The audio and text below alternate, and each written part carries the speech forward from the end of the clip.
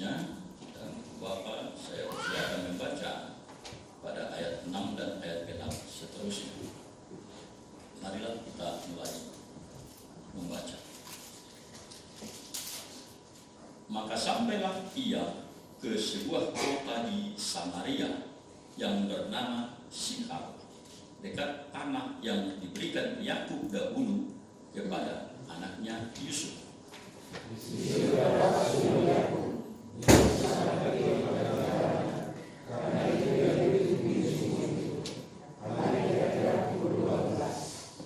Maka datanglah seorang perempuan Samaria hendak menimba air. Kata Yesus kepadanya, berilah aku minum.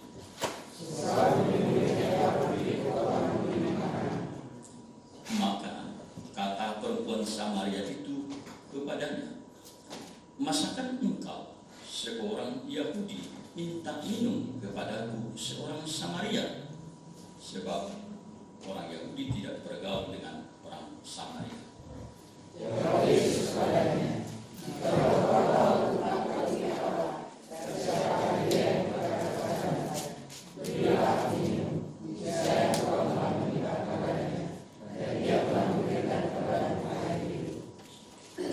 perempuan itu kepadanya, Tuhan, engkau tidak punya timba, dan sumur ini amat dalam. Dari manakah engkau memperoleh air hidup itu?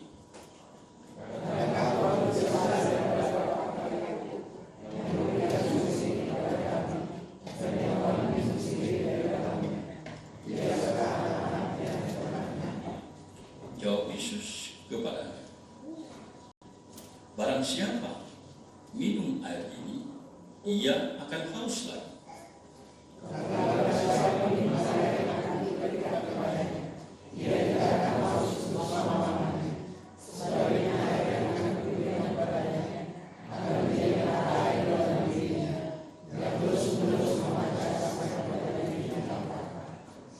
Kata perempuan itu kepadanya, Tuhan, berikanlah aku air itu, supaya aku tidak haus dan tidak usah datang lagi ke sini untuk menimba air.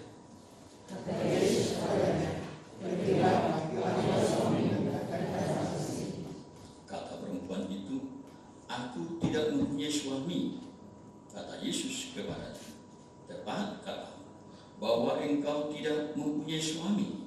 Suatu orang sudah mempunyai 5 suami, dan yang ada saya padamu adalah suamimu. Dalam hal ini engkau berkata benar. Kata perempuan itu kepadanya, Tuhan, nyata sekarang padaku bahwa engkau seorang nabi.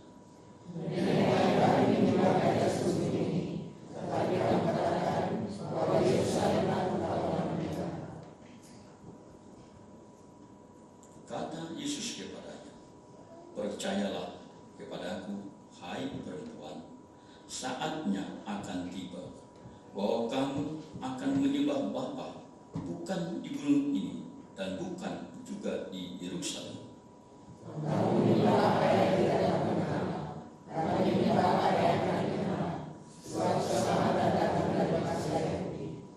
Tetapi saatnya akan datang dan sudah tiba sekarang bahwa penyembah-penyembah benar akan menyembah Bapa dalam roh dan kebenaran, sebab Bapa menghendaki penyembah-penyembah demikian.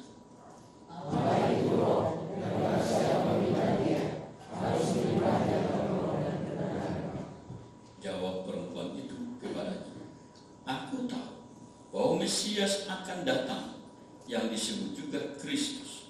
Apabila ia datang, ia akan memberitakan segala sesuatu kepada kami.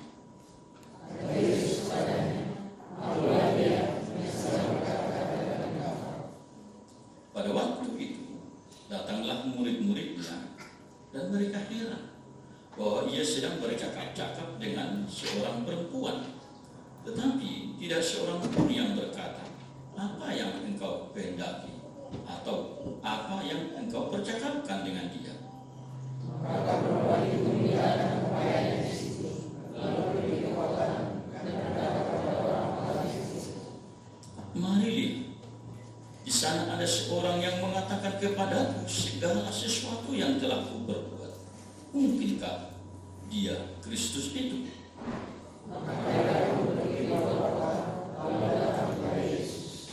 Sementara itu murid-muridnya mengajak dia, katanya, Rabi, makanlah.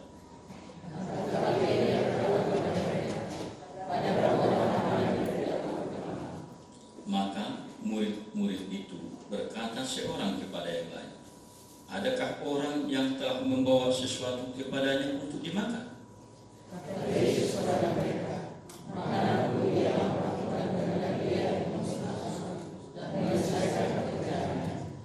Bukankah kamu mengatakan 4 bulan lagi tibalah musim menuai?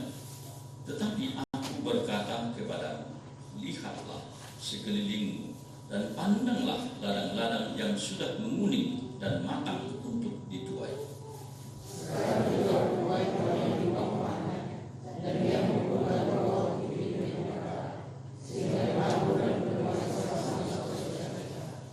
Sebab dalam hal ini benarlah peribahasa, yang seorang menabur dan yang lain menuai.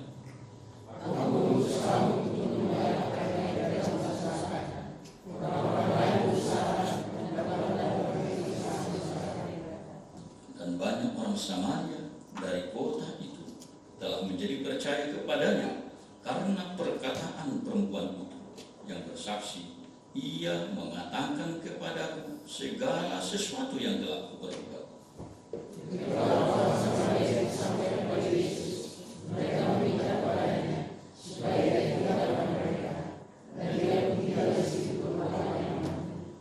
Dan lebih banyak lagi orang yang menjadi percaya karena perkataannya.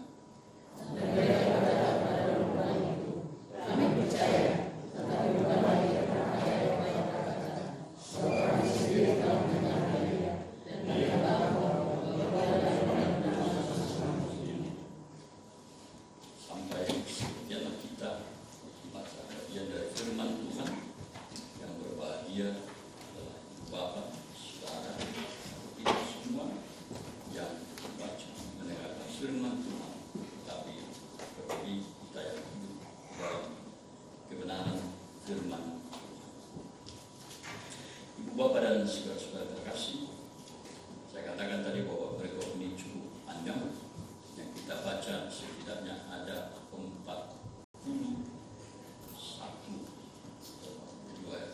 3 ayat.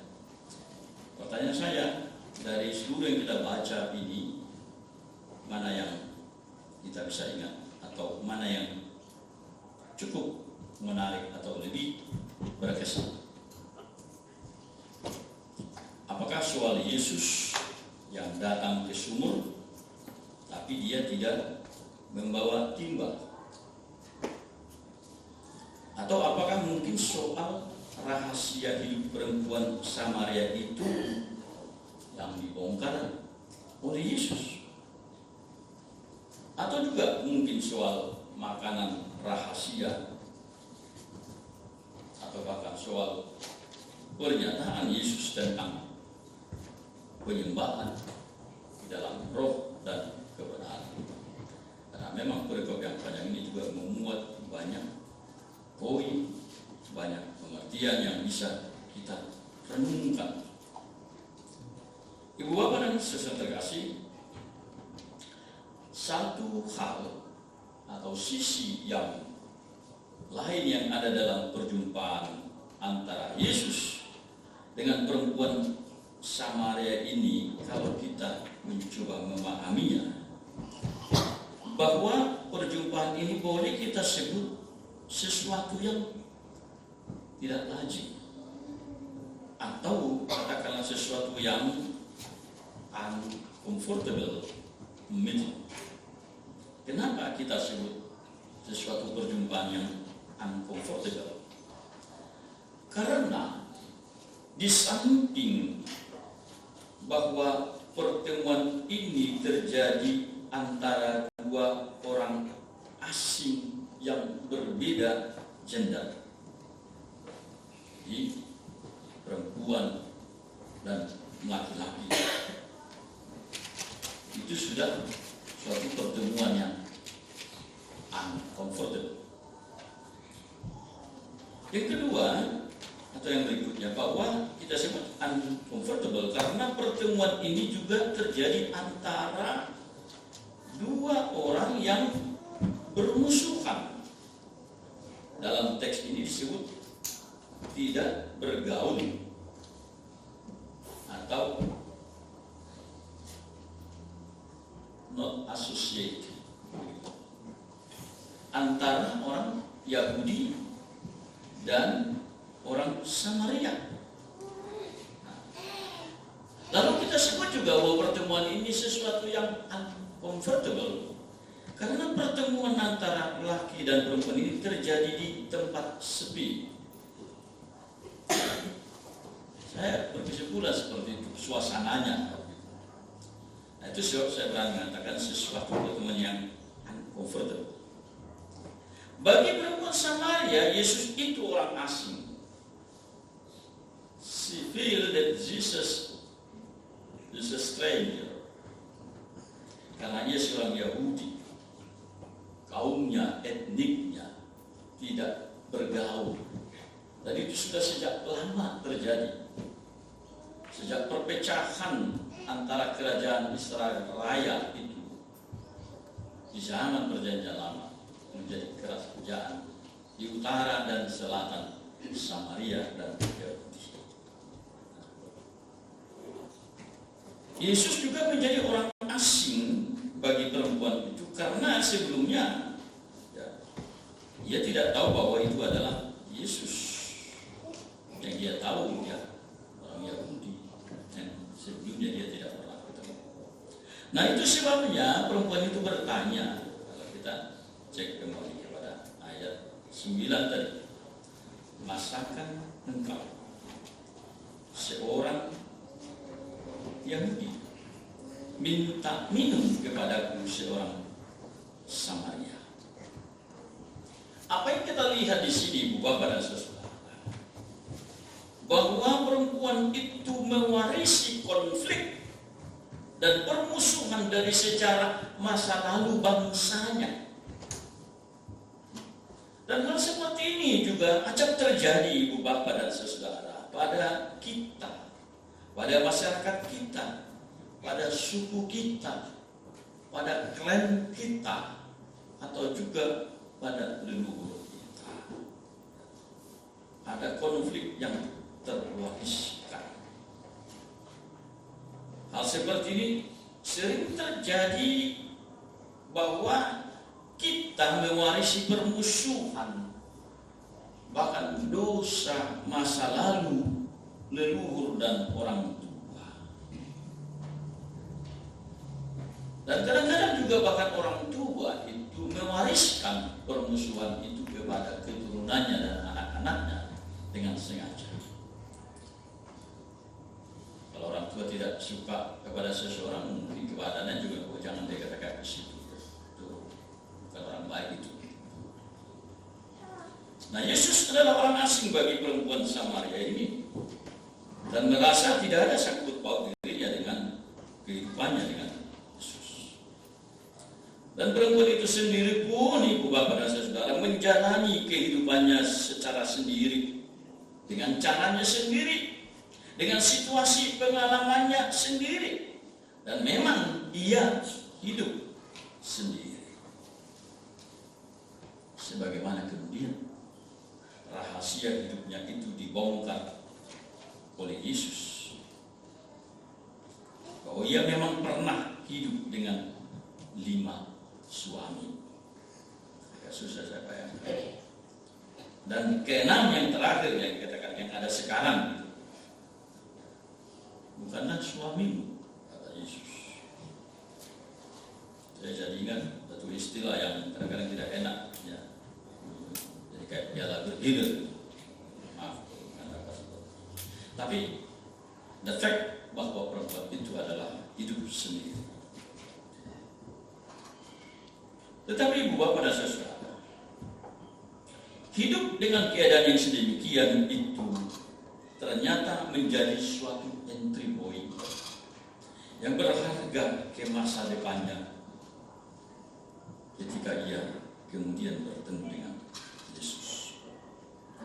Maka perjumpaan yang awalnya saya tadi serahkan dengan perjumpaan yang awalnya uncomfortable itu dengan Yesus menjadi sangat berharga lewat hidupnya yang kemudian dibaharui dan menjadi alat kesaksian yang mengenalkan Yesus kepada banyak orang, membawa jiwa kepada Yesus. Ia yang dulunya yang hina dan nista dan di luar keselamatan, justru kemudian menjadi alat bagi Tuhan mewartakan keselamatan. Nah, ini yang kemudian diubahkan lewat pertemuan dengan Yesus. Jadi walaupun perjumpaan dengan Yesus dan perempuan Samaria itu kita sebut sebagai uncomfortable, namun ternyata menjadi bernilai dan berharga. Dan Yesus kalau kita lihat dalam teks ini kemudian menggunakan satu pendekatan yang sangat persuasif. Apa yang dikatakan Yesus kepadanya? Pada ayat 7 dikatakan, berilah aku minum. Berilah aku. Seandainya Yesus meminta coklat atau makan, tentu akan muncul respon lain. Yesus meminta sesuatu dari yang dimiliki dan dapat diberi oleh perempuan itu. Dan itu menimbulkan perasaan dan kesan bahwa ada yang dibutuhkan dari dirinya. Dalam setiap perjumpaan, tunjukkanlah bahwa teman atau orang yang dengannya Anda bertemu atau berbincang adalah orang yang dihargai dan dibutuhkan. Itu sangat penting. Tapi sekarang ini memang agak gonjang-ganjing dengan keadaan sekarang. Bahwa dengan orang yang dekat pun kita serasa sudah menjadi tidak dekat. Karena bersalaman pun orang sudah takut. Orang yang tadinya bisa cipika-cipiki, sekarang takut. Orang hanya nunduk atau kasih salam, apa namanya, salam namaste katanya, salam orang India. Jadi menjadi lain. Tapi apa yang terlihat dalam pertemuan Yesus, satu encounter yang sangat baik, satu approaching yang baik, ketika Yesus mengatakan berilah aku minum, sesuatu yang dapat memang ada dan dapat diberikan oleh perempuan itu. Ibu bapak dan saudara, acap sekali kita bertemu dengan orang tapi tanpa kesan atau pesan, no point of encounter, sehingga perjumpaan itu menjadi semacam wasting time dan membosankan. Apalagi kalau kita bertemu lalu seorang bicara terus dan kita hanya mendengar yang budiman, tidak diberi kesempatan berbicara. Ada kalanya kita bertemu, bahkan berjabat tangan kalau masih bisa, tetapi itu kadang tanpa bertatap muka atau bahkan tanpa ekspresi. Saya pernah juga bersalaman dengan seseorang, belum pada masa-masa sekarang takut bersalaman. Dia salam saya, tapi dia ngomong dengan orang lain. Kemudian lewat aja. Kasih artinya tadi bersalaman itu seperti itu. Tapi seperti yang saya katakan tadi, untuk saat ini memang ada situasi lain yang membuat banyak orang panik, ketakutan karena virus corona. Jadi berjabat tangan dihindarkan. Nah, ini soal pertemuan tadi. Ya. Ada pertemuan yang tidak menghadirkan kesan. Ada bahkan pertemuan yang dihindarkan, terutama kalau dengan orang yang bagi kita dia tidak mengesankan. Sebab dalam satu pertemuan tertentu, misalnya pertemuan besar, ada gathering seperti itu, kalau kita melihat orang yang kita tidak sukai di sana, jangan-jangan kita mengambil jalan lain yang usah ketemu dengan itu, hindar. Ibu bapak dan saudara terkasih, perempuan Samaria awalnya memahami sederhana saja, yakni bahwa perjumpaan itu hanya urusan air. Ya. Dan Yesus yang bertemu dengannya minta secangkir air untuk melepas dahaga, yakni Yesus yang haus. Namun Yesus mengubah makna dan nilai perjumpaan itu setelah membuka rahasia hidup si perempuan, bahwa hidup yang dijalaninya adalah hidup yang kering dan dahaga. Hidup yang dijalaninya adalah hidup yang kering dan dahaga. Sebagaimana ia setiap hari menimba air, lalu kembali lagi esoknya menimba air. Air habis dan dahaga muncul kembali. Tetapi Yesus menawarkan air kehidupan yang kekal. Nah, ini perkataan penting yang Yesus katakan dalam ayat 13 dan 14. Barang siapa minum air ini, ia akan haus lagi. Tetapi barang siapa minum air yang akan kuberikan kepadanya, ia tidak akan haus untuk selama-lamanya. Sebaliknya, air yang akan kuberikan kepadanya akan menjadi mata air di dalam dirinya yang terus-menerus memancar sampai kepada hidup yang kekal. Ayat 13 dan ayat 14. Ibu bapak dan saudara, saya kira kita semua tahu bahwa air itu sumber kehidupan yang sangat vital. Sebabnya kalau kita yang di Australia beberapa waktu yang lalu ketika terjadi bushfire, air juga menjadi sangat prihatin, dibatasi karena begitu berharganya air. Di dalam tubuh manusia itu setidaknya 60-70% adalah kandungan air. Dan menurut para pakar, manusia paling bisa bertahan hidup tanpa minum selama 100 jam. Itu setara dengan 4 hari tanpa minum, masih bisa bertahan. Ya.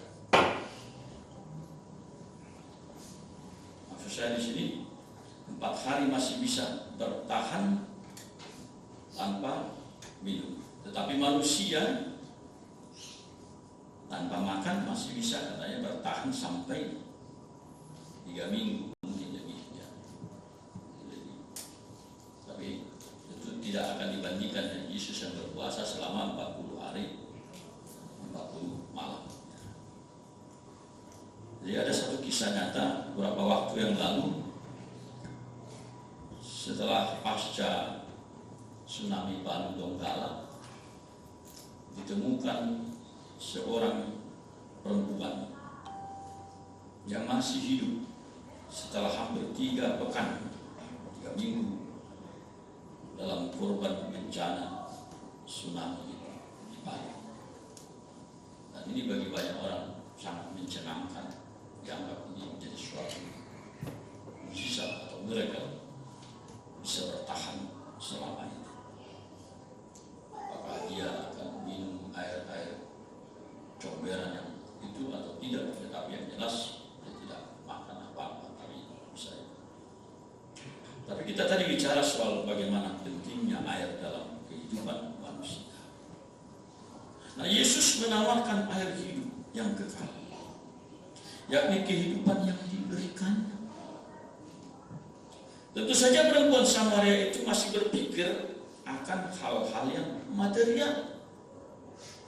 Yakni bagaimana agar ia tidak selalu datang lagi menimba air, dan juga agar ia tidak haus, tidak harus lagi keluar dari rumahnya.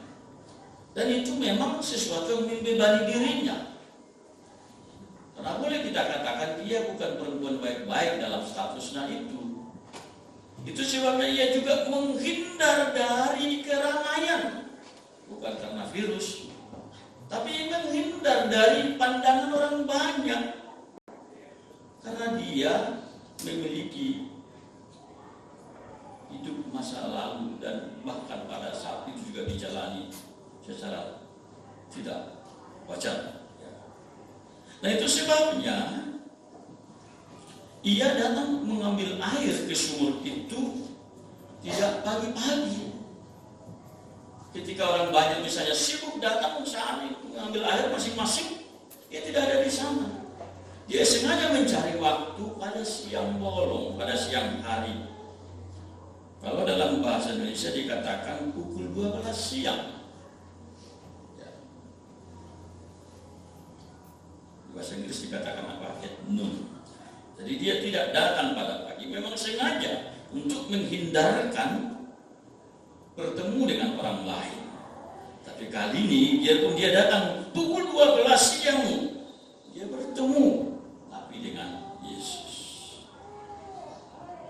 Nah kemudian apakah salah ketika ia meminta air yang diperkenalkan oleh Yesus? Tidak salah. Tetapi dia masih berpikir air yang secara material, supaya dia tidak datang tiap hari, supaya dia tidak capek. Tidak salah dia meminta air. Namun Yesus mengubah orientasi hidupnya dari yang hanya berpikir atas hal yang material dan temporal kepada hal yang lebih bernilai, yakni hidup kekal. Maka pada ayat 10 dikatakan, jikalau engkau tahu tentang karunia Allah, dan siapakah dia yang berkata kepadamu, berilah aku minum, niscaya engkau telah minta kepadanya, dan ia telah memberikan kepadamu air hidup. Ibu bapak dan saudara yang terkasih, apa yang kita jalani sekarang kita sebut sebagai hidup. Tetapi setiap orang bisa berbeda memaknai hidup. Every single person, it may be define the meaning of life different. Ada juga orang yang menunjukkan cara hidup yang berbeda, dan itu tergantung kepada orientasinya. Orientasi hidup seseorang akan menampilkan cara hidup yang berbeda, atau lebih tepatnya kita pakai lifestyle yang berbeda. Kalau misalnya kemarin ada hari Sabtu, ada banyak kegiatan. Biasanya orang di luar kerja formal, namanya weekend. Lalu apa aktivitas yang dia jalani? Itu tergantung kepada orientasi hidupnya. Kalau ibu-ibu sebagian kemarin di sini ngerti bahwa ada jadwal PA wanita, dia lebih prioritaskan datang. Tapi yang lain mungkin ada orientasi yang berbeda. Tetapi ironisnya, ibu bapak dan saudara, kita semua berharap dapat survive dan eksis menjalani hidup, sekalipun dengan cara yang berbeda. Dan ironisnya lagi ibu bapak dan saudara, kita semua yang berharap untuk dapat survive dan eksis hidup ini sekarang karena beriman dan berharap akan hidup yang kekal, namun tanda-tanda atau wujud dari pengharapan itu sering ditampilkan dalam cara hidup yang berbeda. orang beragama sering menampilkan seperti itu. Kita bertanya, kamu percaya pada Tuhan? Percaya. Kamu berharap akan hidup yang kekal? Karena dia Kristen, dekat dengan pemahaman itu berharap. Tetapi kalau kita berhadapkan dengan bagaimana seseorang hidup bisa berbeda dengan apa yang diharapkan dan diimpikannya, dengan cara hidupnya, praktek hidupnya. Nah, orientasi hidup kita sering seolah hidup sendiri, tanpa peduli orang lain. Dan itu sebabnya menjadikan sebagian orang menjadi sangat rakus, mementingkan diri sendiri. Kita kembali misalnya kepada isu, bukan hanya isu tapi pandemik yang ada sekarang, ya, merebaknya virus corona ini. Berbeda orang menyikapinya. Ada orang karena rasa kemanusiaannya, empatinya, solidaritasnya, lalu dia membagi-bagi masker supaya orang lain bisa tertolong. Tapi ada juga orang lain membagi masker yang sama. Ini saya lihat juga di itu benar tidaknya atau hanya hoax orang untuk memicu masalah atau persoalan baru. Ya, stok kendaraan dia bagi masker, tapi masker yang sudah disemprotin itu yang membuat orang tidak sadar itu. Ya. Lalu diambillah barang-barangnya dari mobil tersebut. Seperti itu. Nah, ada orang yang menjadi mengasihi, berbagi, ada orang yang tidak peduli. Bahkan karena keadaan sekarang ini, ada orang yang justru menyembunyikan, menyimpan seperti masker tadi akan dapat dijual dengan harga mahal. Nah, makanya tisu dan alat sanitizer pun diborong orang tertentu. Ada virus baru yang berkembang lebih dahsyat. Ketakutan, paranoid, kerakusan atau greediness dan selfishness yang disebabkan oleh virus ini. Ibu bapak dan saudara terkasih, perempuan Samaria, kembali kepada teks ini, yang dianggap rendah baik oleh karena privacy atau hidup personalnya maupun karena etniknya, yang tadinya hanya meminta air kepada Yesus untuk dirinya sendiri,